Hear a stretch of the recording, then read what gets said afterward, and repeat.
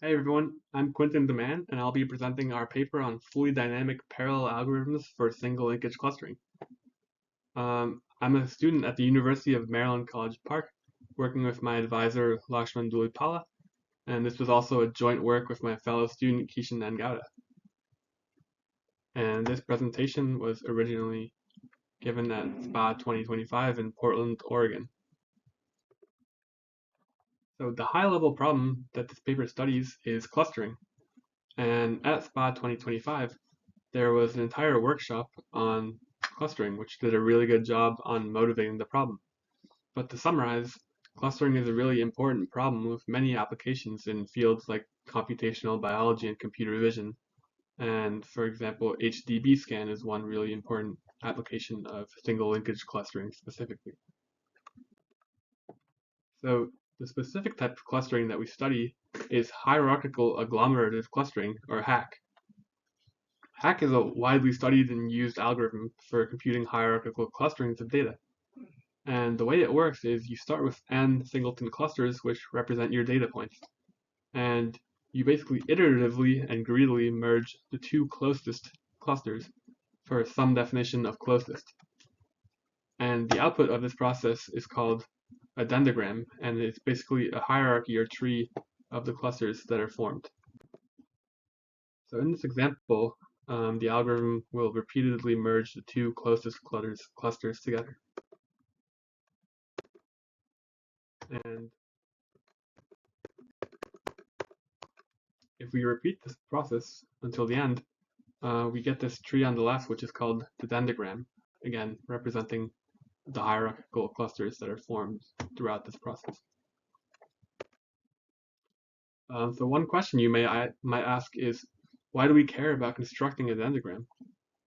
And so explicitly maintaining a dendrogram allows you to efficiently extract some properties about clusters that you wouldn't be able to efficiently answer otherwise.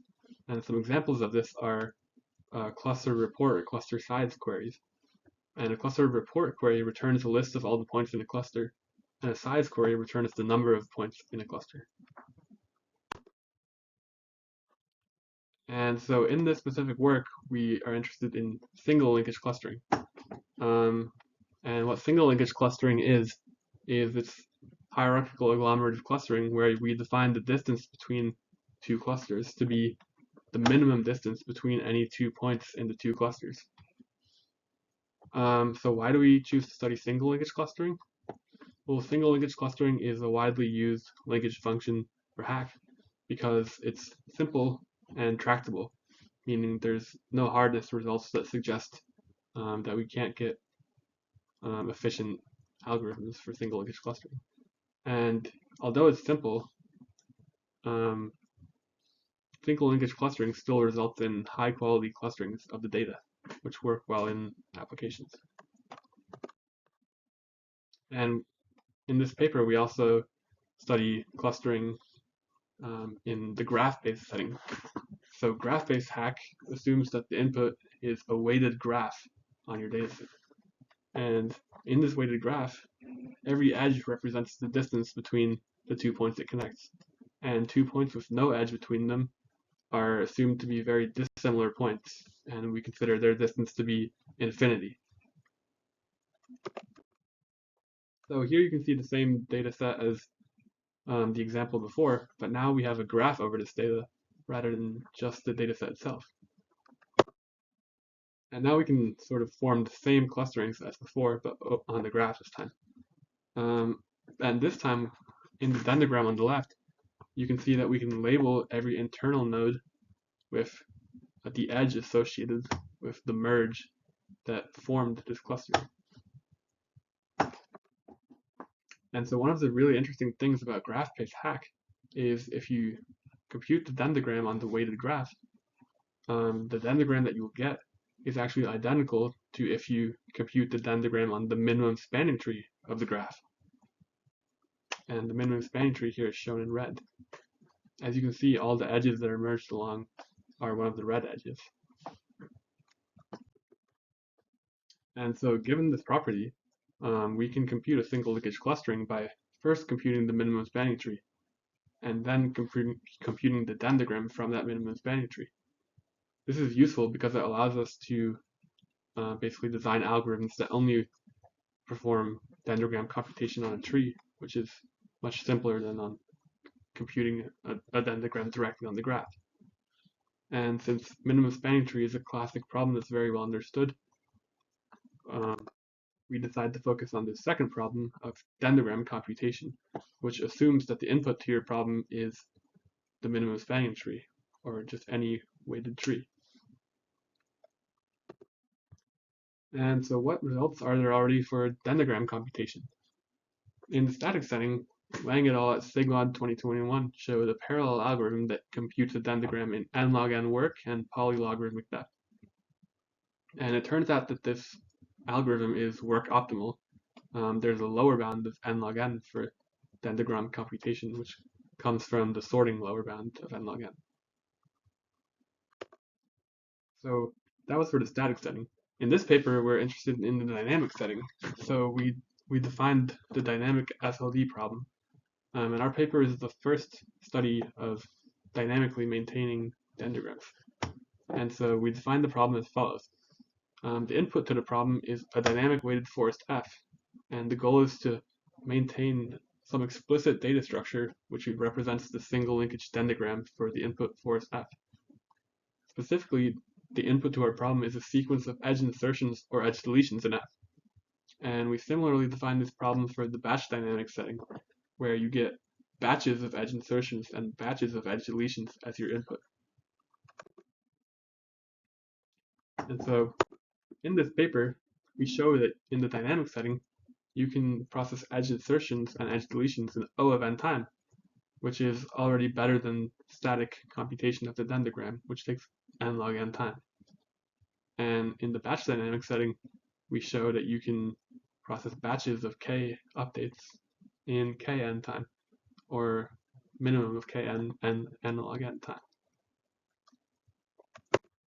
And so we also showed that there's a lower bound of omega n on the update time, meaning these insertion and deletion algorithms are optimal.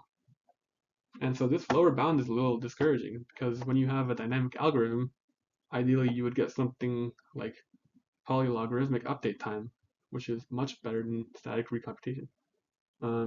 But in this case, we're only better than static recomputation by a single log factor, and our update cost is still linear.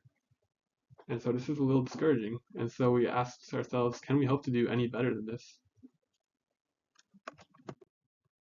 So in the static setting, it turns out you can actually do a little better than n log n if you parameterize by this variable h. And we define h to be the height of the dendrogram. So if your dendrogram is very well balanced, the height can be as low as log base 2 of n. But in the worst case, it can still be as big as n. And so Dooley-Pala et al. At SPAA 2024 showed that you can compute a dendrogram statically in n log h work. And so if h is as low as possible, this could, for example, compute a dendrogram in n log n time, which is slightly better than the n log n lower bound, if you just consider the variable n and not h. And so we were inspired by this, and we wanted to see if we can also do better in the dynamic setting, and we found out that you can. You can process edge insertions in O of h time, and edge deletions in O of h log 1 plus n over h time. And we also show some similar bounds for batches of insertions and batch deletions in terms of h. And so in the static setting, if h is low, you save less than a log factor in work. But in the dynamic setting, if h is low, the benefits can be massive. For example, if h is O of log n, then our insertion time can go from O of n to O of log n, which is exponentially better. And for example, deletions can be as fast as log squared n, which is really good.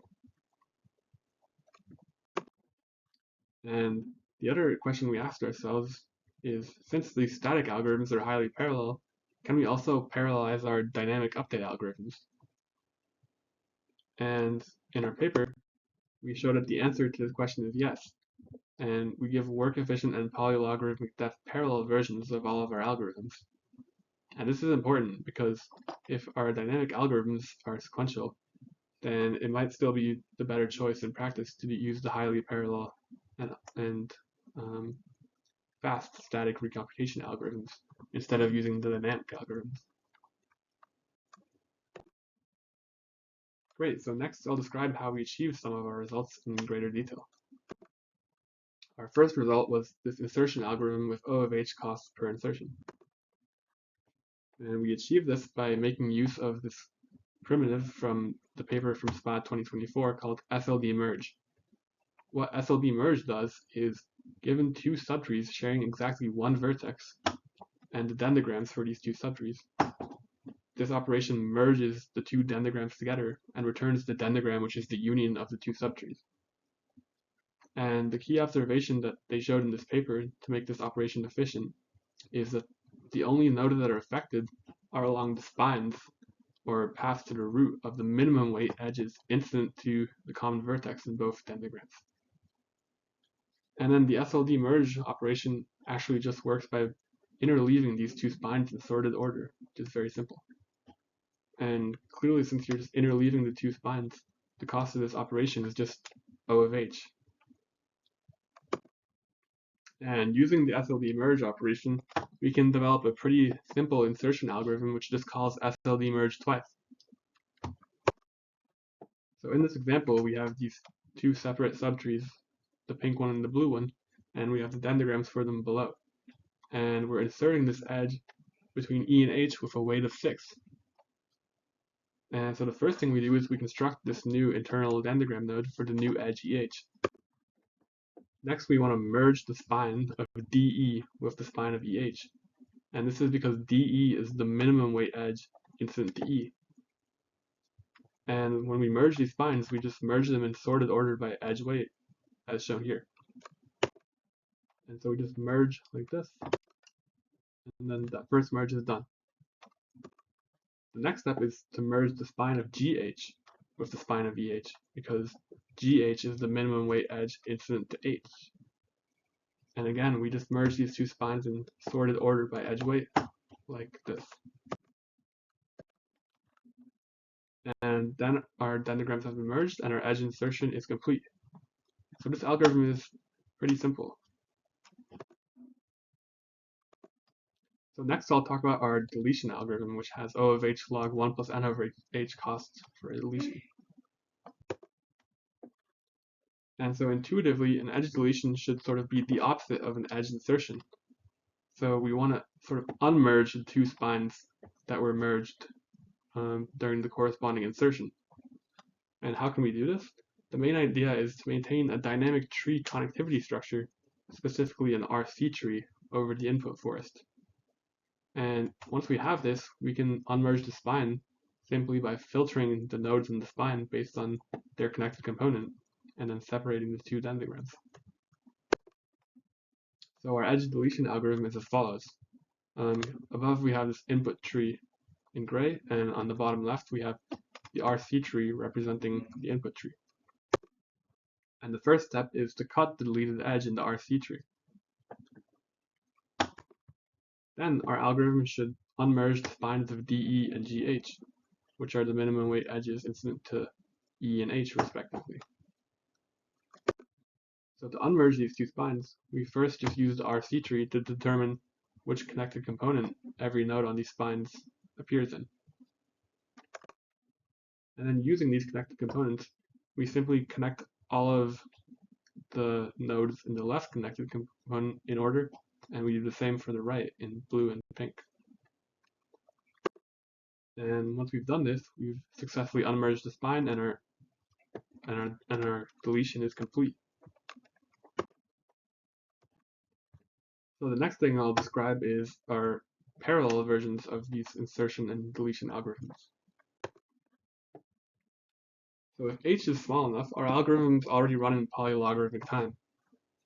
But if h is still large, we might be interested in parallelizing the insertion and deletion algorithms so that we can achieve polylogarithmic depth. And if h is large, the depth of our algorithms are bottlenecked by traversing up the spine that we want to merge or unmerge. And So ideally, we would have some way of extracting a spine in the dendrogram in low depth. And the way we can do this is we maintain a second RC tree, this time over the dendrogram. And so using the path decomposition property of the RC tree, we can actually extract any path in the dendrogram in O of h work and O of log n time, where h is the length of the path. And so once we've extracted the path, our insertion algorithm can be done simply by using a parallel sorted list merge algorithm, and our deletion algorithm can be done using a batch parallel connectivity query and parallel filter.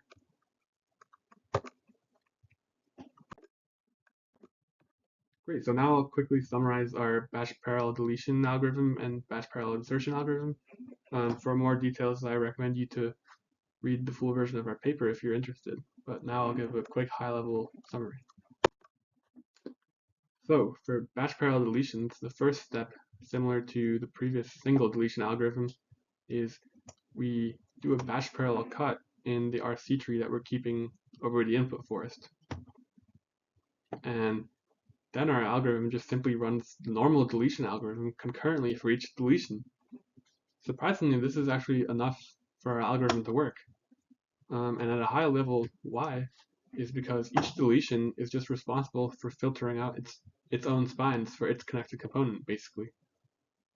Even if two deletions have some endpoint in the same component, and they share some part of a spine, the parent pointer changes that they would make are idempotent.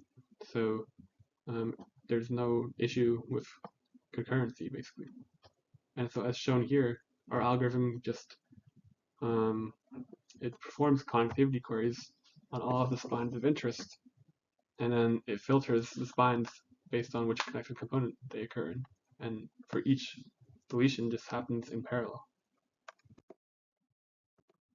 And now I'll talk about our batch insertion algorithm briefly. So our batch insertion algorithm ends up being quite a bit more complicated than our batch deletion algorithm, surprisingly. And so we first show how to do a batch insertion in the case where all of the insertions form a star pattern. And by a star pattern, I mean that all of the insertions come from one central subtree and link the central subtree to k other outer subtrees.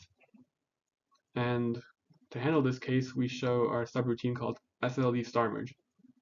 So using this subroutine for stars, we can process the entire batch of insertions basically by decomposing the tree of insertions into disjoint stars and then processing each star concurrently. And by doing several rounds of this, by doing a logarithmic number of rounds of this contraction process, we can process all of the insertions in the batch. So how does SLD star merge work? When you're inserting edges between some central dendrogram to other dendrograms, each outer dendrogram has a spine of interest that it wants to merge into some spine in the central dendrogram. And all of the spines in the central dendrogram may overlap at some points. And the points where they start to overlap, we call these the split points. So at a high level, we divide all of the spines based on where these split points would occur. And then for each segment, we merge the spines in parallel. And then we recombine all of the results at the split points. Again, for more details, I recommend you to read the full paper, but this is just a high-level overview of our technique.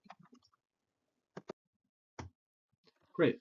So we've shown how we can efficiently update dendrograms in terms of this variable h, which is the height of the dendrogram. But what if h is still large? Is there possibly like some better letter that we can parameterize by to do even better? And like how far can we go? Like when do we know that that we can't do any better? Like how do we know what the best letter is, sort of? And so in our paper, we also studied this finer notion of optimality, and we figured out that the best letter to use to parameterize these algorithms is C.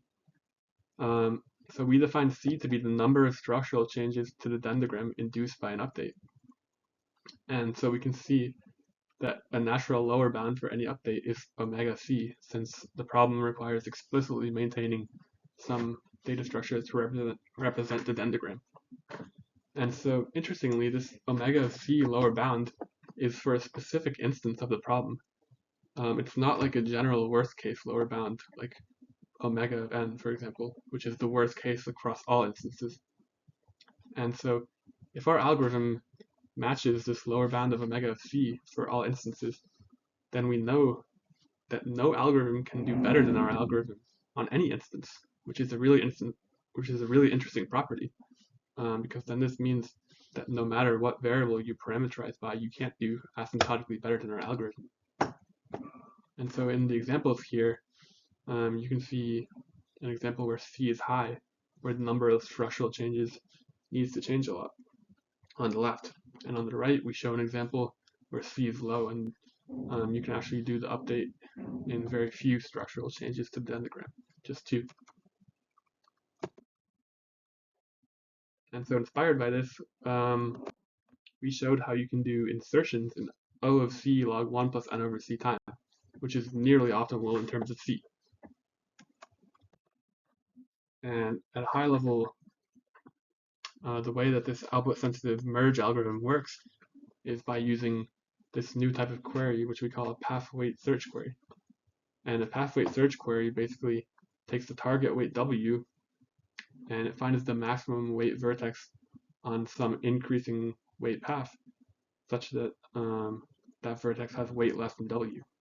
And we show how using RC trees you can answer PWS queries in log n time. And so our algorithm shows you how to merge 2 spines using O of C PWS queries. So naively, this would already give you a bound of O of C log n, which is nearly optimal. But we also show that by carefully batching these queries together, you can get the slightly better bound of O of C log 1 plus n over C for an insertion. And we also show in our paper how to parallelize this algorithm work efficiently and in polylogarithmic depth. So here I'll quickly summarize how the algorithm works.